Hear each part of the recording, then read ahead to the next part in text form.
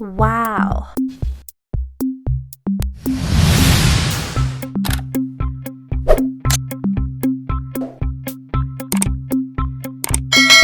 Rồi đi đâu tôi cô大家都睇側田我有嚟，大家食飽未？係咯，最近天氣又熱翻啦，又陰陰地啦，唔知幾時要落水啦，OK 啦。咁如果你哋前幾日睇到我個 post 就知道咧，今日我同大家分享啲咩就係 Sony Ericsson 系列嘅電話啦喎。俾你哋一個1分鐘嘅時間，都6:25開始 ，OK。So if you have any question regarding on today's topic, which is Sony Ericsson series of phone, you may leave a message below and let me know. I'll reply your message ASAP。大家見了沒？蝕爆翻沒有？食飽了未？卡咩咯？溜！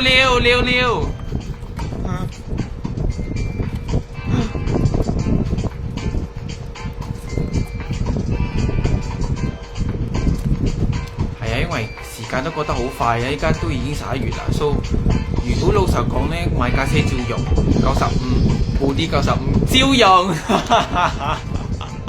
唔理得咁多，有錢就用。OK， 開始啦。咁我就同大家分享下我頭一架用嘅Sony Ericsson電話啦。其實我喺一生人入邊咧，我用過兩架電話嘅，一架係 K71i， 一個係 K750i。咁當時候我係啱啱入 college 嘅時候，我就買咗 K71i 嘅。咁其實我覺得，如果你去揾一個 ringtone 嘅話，其實冇好似而家咁樣咁方便。你可以 YouTube convert 咗，你就可以直頭可以擺入你嘅電話度。以前呢，我仲要睇下我朋友有冇啲咩歌。如果係我中意嘅，我先至同佢 Bluetooth 或者 infrared 咁樣。如果 Nokia 嘅電話呢，我就會同佢用 infrared 啦。咁如果係 Sony Ericsson 嘅話，就用 Bluetooth 啦。咁你又知道我哋呢啲初代嘅 Sony Ericsson 電話其實嘅internal memory 係唔係好大嘅，所以我絕對係唔會攞嚟聽 MP3 嚟，因為佢嗰時又冇 external hard disk 嘅，佢冇micro SD 卡，所以我係聽唔到歌嘅，所以我係唯有揾嗰啲歌係可以俾我攞嚟做 ringtone 用嘅 incoming call 嘅呢個 ringtone 用嘅。咁仲有咩可以講咧？我仲有一樣嘢可以講就係，我覺得 Sony Ericsson 嘅 team 係咪真係好 user friendly 嘅？呢個喺我好耐之前嘅 live 有講過。因為我用嘅係 K series 嘅，咁我有朋友用 Walkman series 啦，有嗰啲咩 R series 啦，有 Z series 啦，我覺得佢一個好用嘅地方就係佢嗰啲點總之你係Sony Ericsson嘅電話嘅話咧，你就一定可以用佢嘅點嘅，就算係話佢嘅相有時會走少少位笨，都係要 server 嘅喎，所以我覺得呢個嘢佢哋就係好勁嘅地方就係。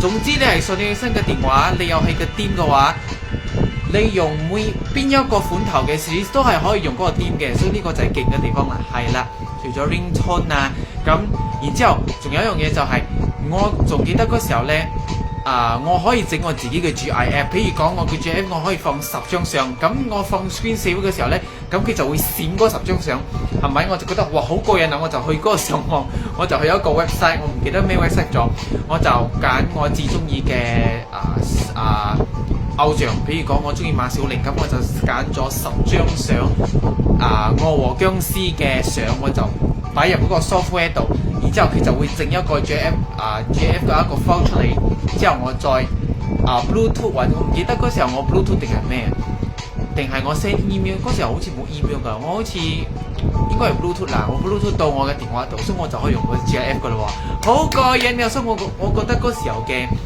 Sony Ericsson咧係真係好犀利，因為佢嘅 color 又靚，佢嘅 speaker 又靚，佢嘅相又靚，佢嘅點又冚唪唥Sony Ericsson嘅款頭嘅電話都係可以用 screen saver 又可以用 wallpaper 又可以用 ringtone 又可以 Bluetooth， 只不過我嗰時候覺得就Samsung同我哋 Nokia 或者 Sony Ericsson 就冇咁 user friendly， 因為佢嘅 infrared 始終 send 唔到嘢，所以我覺得Sony Ericsson 呢一點做得好好，同埋 Nokia 我哋可以用 Bluetooth 同埋呢個 infrared 嚟 send 嘢嘅。So 而家我要轉台㗎啦喎，好快啫，我唔會阻大家好多時間。So I'm going to change to my channel. Okay, I'm not going to drag you guys long because today I'm going to show you guys my I would like to share my series of phone for Sony Ericsson. Okay, I have two phones for that. I have one K700i and K750i. I used it while I was in college, the second one as well, when I was in uni. So I really like Sony Ericsson is because that you can be able to use the theme itself, and maybe you can be able to grab somebody's theme from Sony Ericsson phone, but in different series. You can be able to use the theme as well, so it's really user friendly.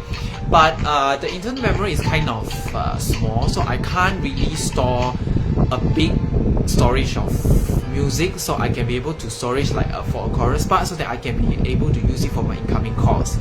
And at that time, I still remember that there is a lot of features that I can be able to use it when I'm using Sony Ericsson, because I can use GIF, I can use wallpaper, I can use ringtone, and then I can be able to use Bluetooth and infrared in order to transfer the files. Okay, and the another thing is I really love Sony Ericsson a lot because the color is really vibrant, it's really vivid. The speaker is really nice because it's based on Sony's speaker. The camera is really sharp because they are using CyberShot. Everything is really good. I can say that everything is really good. I really love Sony Ericsson a lot. Okay, so just tell me which model that you love the most, and then you leave down the message below, and we can be able to chat and we can be able to share about that. Okay, I think that's all I would like to share regarding on my series of Sony Ericsson phone. You may leave down a message below as well if you use any memorable Sony Ericsson series phone. Okay, so I think that's all I would like to share with you guys. So if you have any new topic or new thing that you would like me to share on, you might leave down a message below and let me know, and then I'll see you on my next live. Okay, ขอบคุณมากครับ เจอกันแล้วทุกคน